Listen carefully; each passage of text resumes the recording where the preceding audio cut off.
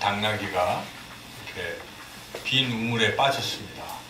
근데 이 주인이 막 당나귀가 울부짖으니까 구출을 하려고 애를 써봤으나 도저히 구출할 수가 없었습니다. 그래서 할 수 없이 이제 포기를 하고, 아유, 그럼 어떡하나. 그러니까 이 우물 자체도 오래되고 그래서 썩어서 쓸 수도 없는 우물이고, 안타깝지만 그 또 당나귀도 많이 또 늙고 뭐 또 구할 수도 없고, 그래서 포기해야 되겠다. 그래서 이참에 그냥 여기를 깨끗이 덮어야 되겠다 생각하고 동네 사람들에게 이야기를 했습니다. 좀 도와달라고. 그래서 좀 삽들을 좀 가져와라. 그래서 여기 좀 땅을 좀 파서 이 우물을 덮어버리자. 이렇게 했습니다. 그래서 이제 삽을 가지고 우물을 이렇게 흙을 덮고 있는데 당나귀가 막 더 비명을 지르는 겁니다. 막. 그래서 또 그래도 할 수 없이 하고 이제 덮었더니 조용해졌어요. 그래서 아이고 죽었나 보다 하고 이렇게 내려다보니까 당나귀가 이렇게 우뚝 서 있는 거예요. 더 높이. 이게 어떻게 되는 건가 하고 흙을 또 이렇게 또 퍼보니까 당나귀가 흙이 내려오면 몸으로 막 흔들어가지고 흙을 떨기고 그러면서 이제 흙이 차츰 차니까 나중에 거기서 살아난 게 됐다는 것이죠. 이 이야기가 주는 게 교훈이 있습니다. 그렇죠. 그러니까 누군가 자기를 막 흙으로 덮으려고 한다.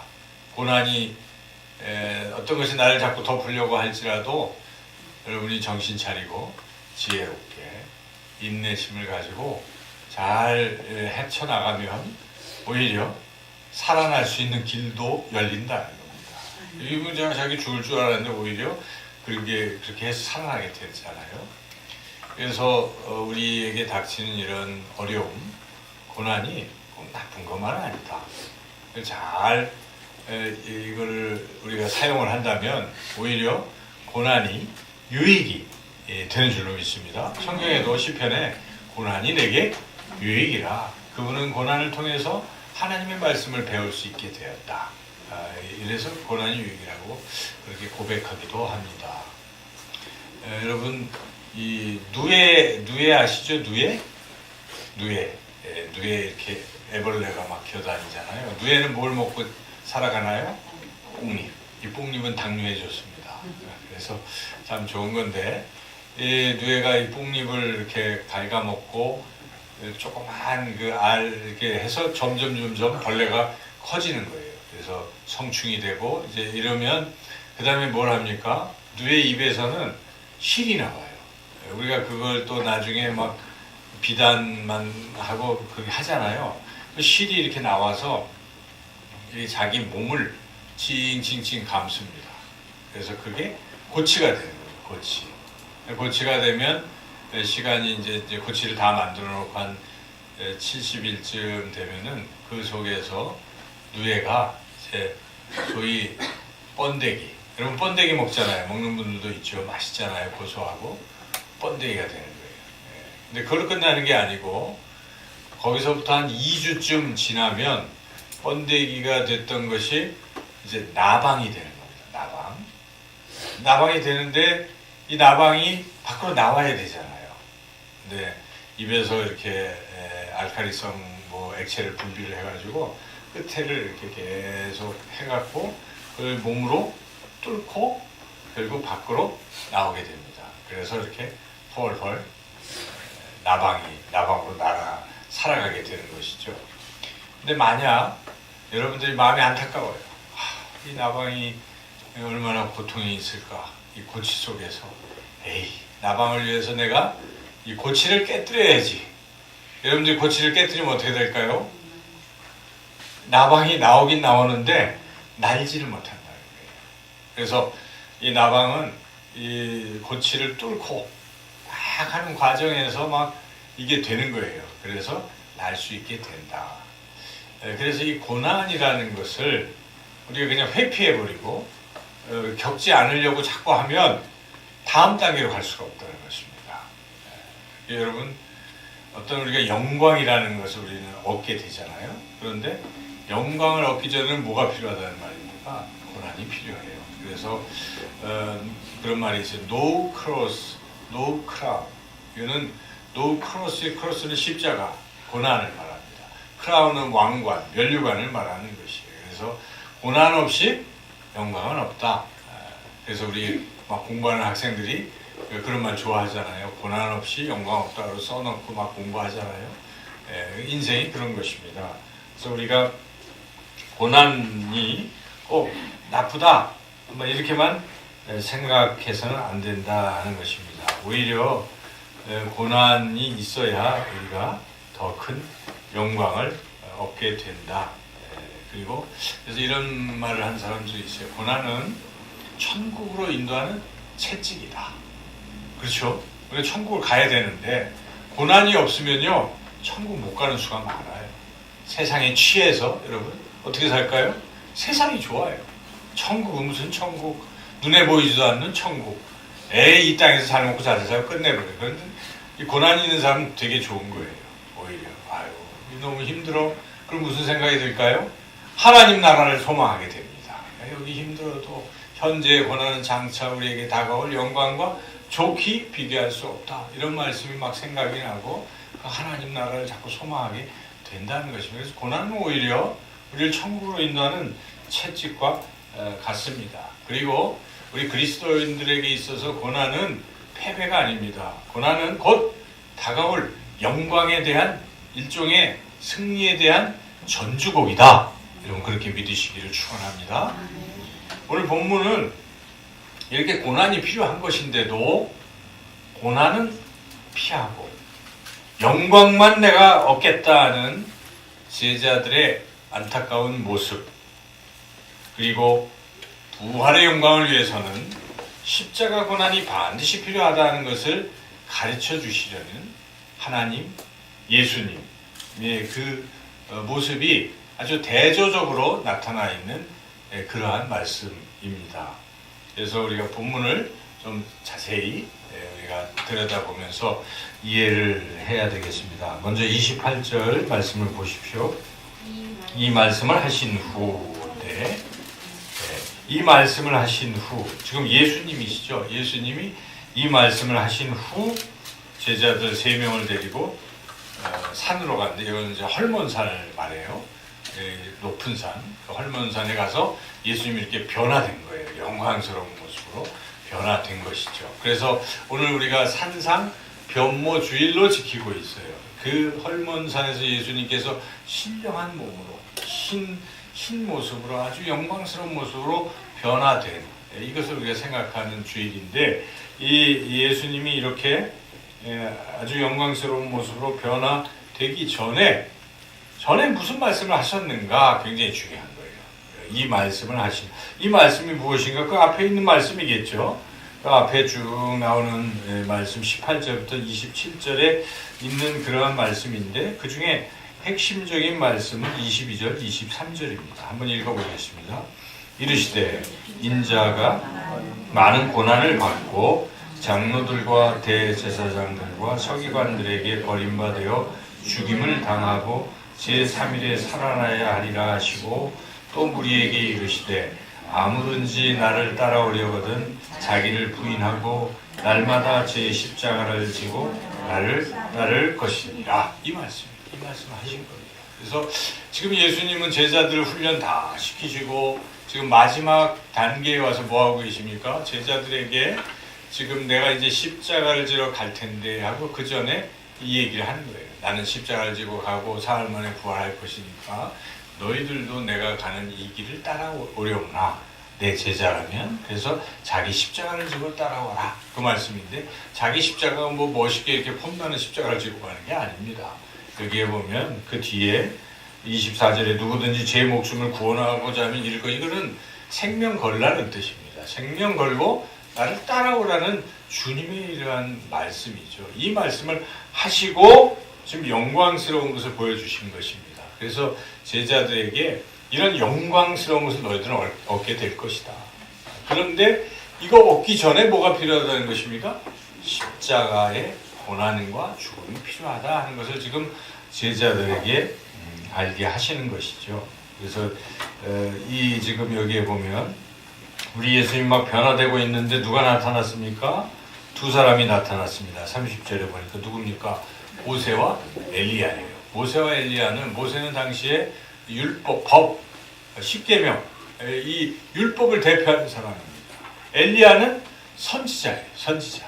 그래서 이 모든 구약에 나오는 모든 것을 총망라하는 대표 두 사람이에요. 또 왜 한 사람이 두 사람입니까? 증인으로서, 지금 예수님의 이 부활에 대한 증인으로서, 그리고 또 한 가지 중요한 것이 무엇입니까?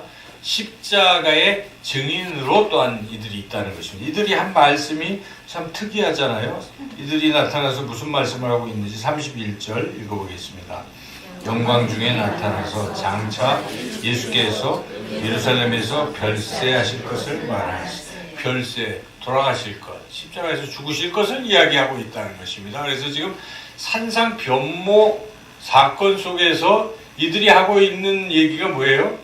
예수님이 십자가 죽으심을 얘기하고 있다는 것입니다. 죽으심. 그래서 이러한 영광과 더불어 뭐가 있다는 것입니까? 십자가에 죽음이 있다는 것을 지금 강조하고 있는 것이죠.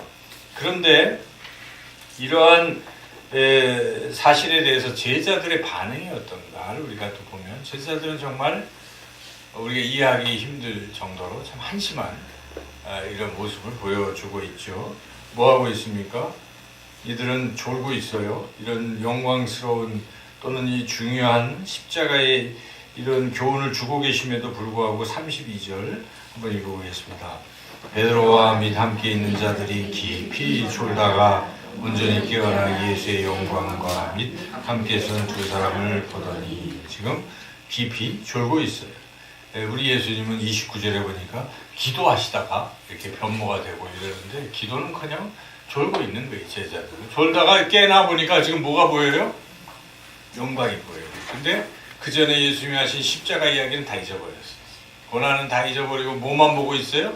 영광만 보고 있는 것입니다. 기도하지 않기 때문에 이런 현상이 벌어지는 거예요. 그리고 나서 한다는 소리가 무엇입니까? 그 중에 그래도 가장 수제자라고 하는 베드로가 졸다가 깨어나서 하는 소리가 이 33절이에요. 33절 읽어보겠습니다.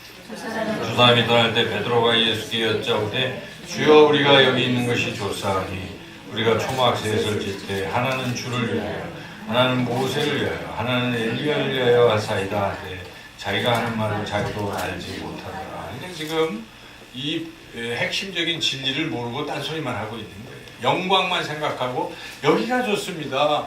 여기서 우리가 막 이제 이렇게 일견 뭐 틀린 말은 아닌 것 같지만 앞뒤 맥락을 무시한 거예요. 지금 주님은 십자가를 들어가시기 위해서 십자가 사건을 자꾸 얘기해 주시고 3번씩이나 얘기하시는데, 그런 거는 듣지도 아니하고 졸다가 벌떡 일어나서 뭐합니까? 영광스러운 것만 보는 겁니다.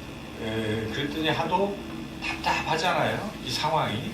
이때 누가 나타나셨습니까? 하나님 아버지께서 나타나신 거예요. 하늘에서. 34절 한번 읽어볼까요? 이 말할 즈음에 구름이 와서 그들을 덮는지라 구름 속으로 들어갈 때 그들이 무서워하더니, 35절 구름 속에서 소리가 나서 이르되, 이는 나의 아들 곧 택함을 받은 자니 너희는 그의 말을 들으라. 아들, 하나님 아버지예요. 그죠? 하나님 아버지께서 구름 속에서 나타나셔서 제자들에게 뭐라고 하십니까? 그의 말을 들으라. 그의 말이 무엇이겠습니까? 이 말씀을 마치면 28절 그 앞에 예수님이 십자가에서 죽으실 것과 사흘 만에 부활하실 것과, 그리고 너희들도 자기를 부인하고 자기 십자가를 지고 나를 따르라 하는 이 말씀인 것입니다. 하나님 아버지께서 제자들에게, 잘 모르고 있는 무지한 제자들에게 이 말을 들으라. 예수님이 이 말씀을 너희들은 들으라. 십자가를 들으라. 이 말씀, 십자가의 죽으심을 깊이 생각하라. 이러한 주님의 말씀인 것이죠. 하나님의 말씀이에요. 그런데 이들은 그 다음부터는 또 어떻게 합니까? 이런 일이 일어난 뒤에 이들이 하는 일은 무엇입니까? 이들이 하는 일은 44절 6절부터 뭐라고 있습니까? 이게 이 말씀을 하고 나서 우리 예수님은 다시 한 번 또 얘기해줘요. 뒤에 43절에 뭐라고 나옵니까? 44절 한번 읽어보겠습니다. 이 말을 너희 귀에 담아두라. 인자가 장차 사람들의 손에 넘겨지리라 하시되, 다시 십자가 이야기를 또 하시잖아요. 하시는데 이 제자들의 반응이 뭡니까? 45절 읽어보겠습니다. 그들이 이 말씀을 알지 못하니 이는 그들로 깨닫지 못하기에 숨김바 되었습니다. 또한 그들은 이 말씀을 묻기도 두려워하더라. 아예 거론조차 안 하는 거예요. 싫은 거예요. 고난이 싫은 거예요. 십자가 싫은 겁니다. 마태복음에서는 이 제자 중에 베드로가 막 맞고 그러잖아요. 예수님 하신 말씀에. 이렇게 제자들의 반응을 우리가 생각해보면 참 한심한 것이죠. 그리고 나서 뭐 합니까? 46절부터 싸움질을 하기 시작합니다. 싸움의 핵심 주제가 무엇이며 46절 읽어보겠습니다. 제자 중에서 누가 크냐는 변론이 일어나요. 그러니까 우리가 참 예수님 참 답답하셨겠다는 생각을 갖는 거예요. 예수님이 제자들 막 훈련시키시고 이제 십자가를 지러 가시려고 다 결론을 말씀하셨는데 딴짓하고 있는 것이죠. 십자가는 생각도 안 하는 것입니다.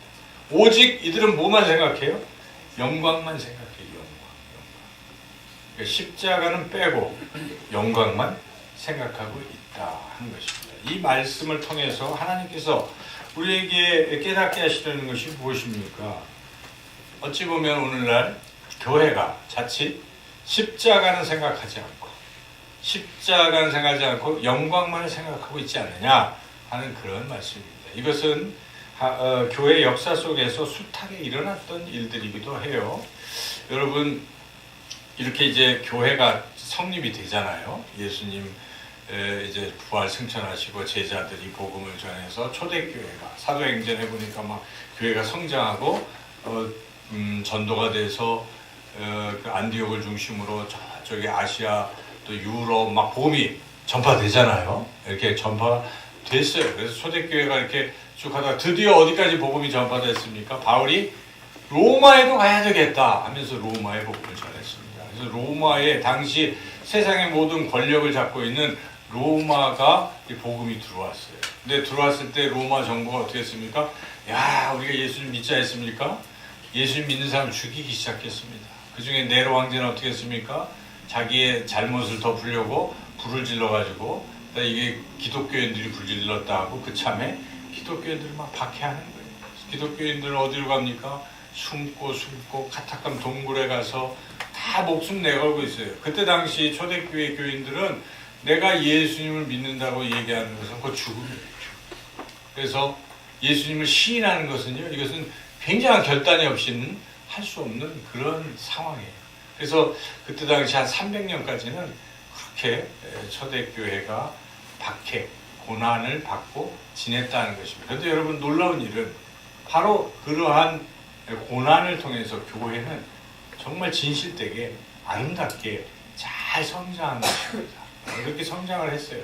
그런데 우리가 아는 것처럼 313년에 당시 콘스탄티누스 황제가 그 중에 좀 특이했어요. 그래서 그 어머니 헬레나가 이렇게 예수님을 믿는 사람이었습니다. 그래서 어머니 신앙을 받아가지고 이 콘스탄티누스 황제가 당시에 4분되어 있던 로마 제국을 통일하면서 그가 내건 것이 이제는 누구라도 어떤 종교라도 로마에서 가능하다. 아무거나 믿어도 된다라고. 자기도 물론 예수님을 믿는 그리스도인이지만 그렇게 허용을 했습니다. 그동안은 기독교 믿으면 다 죽였는데 이렇게 허용해서 이게 바로 밀라노 칙령이죠. 그래서 그렇게 해서 드디어 교회가 인정받기 시작했어요. 근데 문제는 인정받고 나서 교회는 초대교회와 다르게 점점 타락하기 시작했다는 것입니다. 그 전까지는 예수님 믿으면 죽어! 했는데 이제는 예수님 안 믿으면 죽어예요. 그리고 예수님 믿으면 완전히 세상의 권력을 다 쥐는 것입니다. 당시에 예수님 믿으면 교황 또 뭐 무슨 이런 사제들은요, 그가 끝발이 굉장히 올라가는 거예요. 믿으면 뭐 그렇게 되면 권력을 쥐고 영토를 받고 군대, 심지어 비숍이 군대까지 거느리게 되는 이러한 일들이 벌어지는 거예요. 그러니까 사람들은 다 뭐만 하려고 그래요? 자식 낳으면 다 보내자, 사제로 보내자, 뭐 이쪽으로 보내자. 다 이제 그게 최고의 인기 직업이 된 것입니다. 그러면서 교회는 점점 타락하고 교황의 권한은 막강해져서 당시 교황의 권한이 황제의 권한보다 셌어요. 그래서 어떤 때는 카노사의 굴욕에서는 어떤 일이 벌어집니까? 교황 앞에 이 황제가 무릎을 꿇는 그러한 일들도 벌어질 정도로 당시 중세 교회는 그야말로 아주 예수님 믿는다는 게 완전히 영광 속에 있었던 것입니다. 이들은 고난을 생각하지 않습니다. 십자가는 생각하지 않는, 그래서 그것이 그 끝에는 뭐까지 갔냐면 면죄부까지 간 것입니다. 면죄부를 팔아서 돈만 있으면 의리하게 베드로 성당을 짓고 등등등 이런 일들이 중세, 그래서 우리가 중세를 암흑기라고 하는 것인데, 여러분 이런 이 기독교 역사를 쭉 생각해보면 어떤 마음이 드십니까? 영광만 추구하는 것이 옳은 것입니까? 그렇지 않습니다. 잘못된 것이요. 그래서 종교개혁이 일어나는 것입니다. 16세기 마틴 루터가 이게 말이 되느냐? 여러분, 당신들은 영광의 신앙만 추구하고 있다. 십자가의 신학이 빠졌다 하고 십자가의 신학을 내건 것이 마틴 루터입니다. 그래서 우리 개혁 이 교회가 이렇게 태동이 된 거예요, 다시. 그런데 시간이 흘렀습니다. 우리를 보십시오. 한국 교회도 원래 제가 3월 말에 다시 우리 성지순례를 하려고 했는데 주일날 안 된대요. 저쪽에 양화진이 안 된다고 하더라고요. 그래서 제가 그냥 좀 영화를 3월 말에 영화 상영으로 사순절을 영화 상영으로 바꿨는데 그렇게 초대 우리 한국 교회가 처음 태동할 때는 어땠습니까? 박해와 천주교가 많이 죽었어요. 근데 그 숫자보다도요, 우리 개신교가 순교한 숫자가 엄청납니다, 사실은. 거기는 뭐 여기저기 절두산을 비롯해서 성지들을 만들어놔서 가지만 우리는 그런 걸 잘 못 해놨어요. 그래서 보니까 용인에 이제 그 하나 세워놓은 게 있더라고요. 거기도 1년 동안 지금 뭐 한다고 해서 우리가 가기가 어려운데, 근데 우리는 숫자가 단위가 달라요. 수천 또 수만 명이 이 예수님 믿는 것 때문에 목숨을 걸었어요, 사실은. 그런 순교의 피를 통해서 한국교회가 급성장한 거 아니에요? 3.1운동 할 때 얼마였습니까? 23만 명이에요. 지금 얼마입니까? 1,000만 명. 50배가 늘었잖아요. 그게 뭡니까? 그게 우리 믿음의 선배들의 그러한 순교, 그러한 십자가 신앙, 이것 때문에 이렇게 성장한 것입니다. 그런데 이렇게 성장한 한국교회의 지금의 모습은 어떻습니까? 지금은 어찌 보면 영광만 추구하는 그런 모습은 아닌지 우리가 생각해 봐야 돼요. 소위 삼박자부터 시작해서 축복신앙, 기복신앙, 번영신앙 등등등등, 그것이 과연 우리 한국 교회를 제대로 이끌어 갔는가? 중세시대와 닮지 않았는가? 그거를 뚫고 개혁을 단행했던 이 교회가 지금은 그런 모습으로 흘러가고 있지는 않는가? 그 핵심이 무엇입니까? 무엇을 잊어버렸기 때문입니까? 십자가, 고난신학을 잊어버렸기 때문이라는 것입니다. 우리 신앙도 마찬가지. 한 개인의 신앙도 그저 안위함만 추구하고 영광만 추구하는 그런 신앙의 자세를 갖게 된다면 결국 그 끝이 어떻게 되겠습니까? 하나님 잘 믿겠습니까? 잘 믿는 것 같아도 만약 하나님 믿으면 잘 된다고 하는데 병이라도 걸리고 사업이라도 망해보십시오. 하나님 없어. 떠날 수도 있다는 것입니다. 그러나 고난 신앙으로 다져진 사람들은요, 고난이 와도 이겨낼 수가 있어요. 이 고난의 끝에 하나님 나라가 내게 주어지는 것이고 하나님의 칭찬과 영광이 주어지기 때문에 이겨낼 수 있다는 것입니다. 그래서 저는 오히려 우리 신앙의 모습은 십자가 이 신앙을 붙들어야만 우리가 살 수 있다고 믿습니다. 여러분, 이것이 바로 오늘 이 성경 본문이 우리에게 분명히 가르쳐 주시는 것입니다. 산상변모의 영광스러운 모습 속에서도 별세할 것을 말씀하시고 또한 십자가를 지어야 할 것을 말씀하신 그 주님, 또 하나님 아버지께서 하늘에서 이는 내 사랑하는 아들이라 그의 말을 들으라 하는 그 하나님의 음성을 여러분 들으시고 그렇게 이러한 신앙으로 살아가시기를 주님의 이름으로 축원합니다. 이제 우리 사순절이 시작이 됩니다. 이번 주 수요일을 제2의 수요일이라고 해요. 그래서 부활절 전날까지가 40일, 정확히 40일은 아니지만 40여일에 걸쳐서 우리가 사순절, 수는 10이잖아요. 사순절 기간을 우리가 지내는 거예요. 저는 이런 생각을 해봅니다. 우리가 늘 십자가 신앙으로 살아가야 돼요. 항상 십자가를 잃어버리면 안 되는데 그래도 이 사순절 기간만큼이라도 더욱 깊이 십자가를 생각하면 얼마나 좋을까. 여러분 사순절 좀 더 의미 있게 보낼 필요가 있습니다. 사순절에는 좀 더 절제하시고 쾌락을 멀리하시고 그리고 이 주님이 십자가에서 죽으신 것을 우리를 살리기 위해서 사랑을 베푸신 것이라면 우리 이 기간에는 다른 사람들을 이렇게 사랑하고 섬기는. 여러분 뒤에다 제가 게시판에다 뭐 하나 붙여놨는데 이제 거기서 그런 제안도 했더라고요. 이 쌀국수를 점심 대신에 주일날 쌀국수를 먹어라. 자기네들이 주겠다. 대신 쌀국수 하나에 7,000원씩 해서 헌금을 들여다오. 그러면 그것을 이 가난한 이 아이들을 위해서 쓰겠다. 거기서 이렇게 제안해서 제가 참 좋더라고요. 7,000원만 내면요. 이게 5만 원 모이면 그 아프리카 한 가정이 한 달을 먹어요. 5만 원 가지고 한 달을 먹습니다. 우리가 몇 명 모이면 되잖아요. 그렇게 참 의미가 있어요. 그러니까 여러분 한 끼를 우리가 좀 절제해서 먹을 필요도 있지 않겠습니까? 맛있게 우리가 먹곤이지만 어떤 주일에는 우리가 이제 한 4-5주 남았어요. 그렇게 한 주 정도는 좀 우리 온 교우들이 좀 배고프게 좀 드시면서 쌀국수를 드시고 다 헌금을 드립시다. 그래서 그렇게 또는 어떤 분들은 금식을 하시면 좋아요. 그래서 한 끼 금식에 헌금을 드려서 그렇게 힘들고 어려운 이웃들을 돕는다면 이것은 정말 주님의 그 십자가 신앙을 가지고 나아가는 그런 길이 될 것입니다. 그런 것은 저는 신앙은 훈련이라고 늘 생각해요. 편하게만 하면요, 편하게 신앙할 수밖에 없어요. 옛날 분들이 참 좋았어요. 힘들어도 조그만 교회 가서 봉사하고 애쓰고 하면서 보람을 느끼고 기쁨을 누렸어요. 요즘은 어떻습니까? 다 만들어진 다 뭐 편한 이런 속에서 그저 하는 신앙을 그냥 그걸 또 좋게 보는 잘못된 그 흐름도 있어요.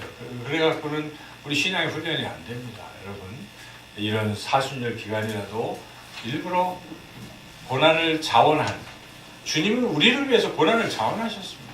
생명까지 내어놓으셨습니다. 우리가 주님의 은혜로 이렇게 구원을 받았다면 우리도 주님을 따라가는 거예요. 그래서 저는 늘 그런 생각, 신앙의 꽃, 신앙의 끝은 고난입니다. 물론 더 끝은 영광이겠지만 적어도 이 세상 살아갈 때는 고난의 길을 걷는 거예요. 그렇게 걸어가는 것입니다. 물론 걸어가는 과정에 하나님이 우리를 더 크게 인도하시겠지만 우리의 마음 자세는 늘 그러한 길로 걸어가는 이런 십자가 신앙으로 살아가시는 저와 여러분이 되시기를 주님의 이름으로 축원합니다.